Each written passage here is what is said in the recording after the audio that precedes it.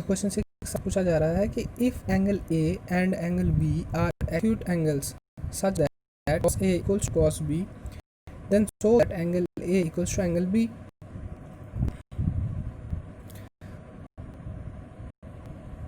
तो देखो एक ट्रायंगल मैंने ड्रॉ कर लिया है जिसमें ऑब्वियसली एक ट्रायंगल में 3 ही एंगल होते हैं, वो होता है ए, बी और सी।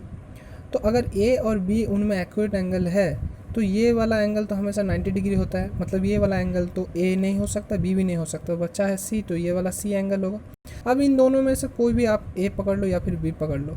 तो जैसे मैंने यहाँ पर इस एंगल को ए पकड़ लिया है, इस एंगल को बी पकड़ लिया है। ओके, अभी 3 आम पता चल गया आपको, एक है ए सी, एक है बी सी, एक है ए बी। तो एक तो फिक्स हो गया कि एंगल 90 डिग्री का ऑपोजिट जो आर्म है वो हाइपोटेन्यूस है, ये हाइपो है। लेकिन यहाँ पर आपको डील करना पड़ेगा दो फंक्शन के साथ, एक है कॉस ए, एक है कॉस बी। फंक्शन तो सेम है, कॉस सेम है, लेकिन एंगल्स देखो डिफरेंट है। दैट मीन्स अगर थीटा कभी ए होगा तो आपका परपेंडिकुलर बेस अलग होगा, और एंगल अगर थीटा बी हुआ तो भी तब उसका परपेंडिकुलर और बेस डिफरेंट होगा। तो मैं पहले 2 ट्रायंगल ड्रॉ कर लेता हूँ जिसमें बी को थीटा रखता हूँ, सी ये है, ये ए है। तब मेरा ये हो जाएगा परपेंडिकुलर, ये मेरा ये तो 90 डिग्री हो गया, ये थीटा हो गया। ये हो जाएगा मेरा परपेंडिकुलर, ये हो जाएगा मेरा बेस, और ये हो जाएगा हाइपो। और अगर मैंने ए को थीटा रखा, एंगल ए को थीटा रखा, तो ये तो सी था, ये बी है।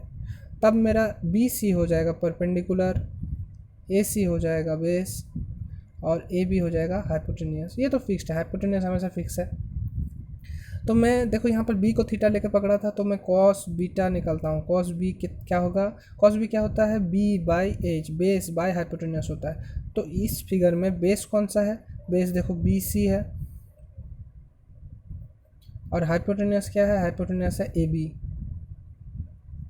ठीक है, अब इस फिगर में देखो, इसमें मैंने थीटा एंगल ए ले लिया है, तो इसमें मैं कॉस ए निकालता हूँ। कॉस ए मतलब मुझे B by H, that means base by hypotenuse निकालना है। बेस क्या है, इसमें बेस है ए सी, और हाइपोटेन्यूस क्या है ए बी। अब अकॉर्डिंग टू द क्वेश्चन देखो, cos A equals to cos B है, मतलब cos A equals to cos B है।